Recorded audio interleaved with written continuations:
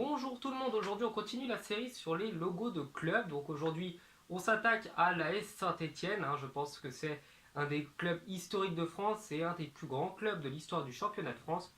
Donc c'est normal que je parle d'eux et je vous souhaite une bonne vidéo. Donc le premier logo est à l'image de la ville de Saint-Étienne, donc très simple, à savoir un simple blason avec écrit ASSE en vert, donc rien de particulier à dire sur ce logo là.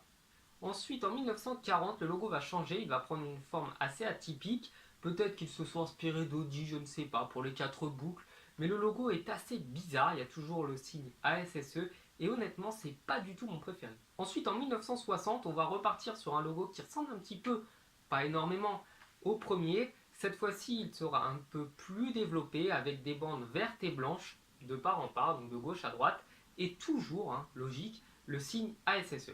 10 ans plus tard, en 1970, le logo va encore une fois changer. Vous verrez que les logos de Saint-Étienne sont vraiment très particuliers. Cette fois-ci, on y voit l'apparition d'une panthère noire. Puis en 1977, là, on repart sur le même logo que dans les années 60, avec la petite nuance, c'est que le jaune vient faire son apparition sur le logo. En 1980, on abandonne le jaune, on s'en débarrasse. On repart sur les couleurs de base qui étaient le vert et le blanc, avec une forme géométrique un peu différente qui est assez simpliste. Ensuite, en 1988, on fait réapparaître la panthère noire, on lui met un ballon de foot sous la patte et on fait disparaître les bandes verticales pour lui donner simplement une seule bande en diagonale blanche qui vient traverser du vert. Donc le logo représente pas mal Saint-Étienne et vous verrez qu'après, il a définitivement changé. Donc en 1989, seulement un an après le logo de la panthère, eh bien le logo ressemble à celui que vous connaissez maintenant. Donc un logo rond avec des bandes verticales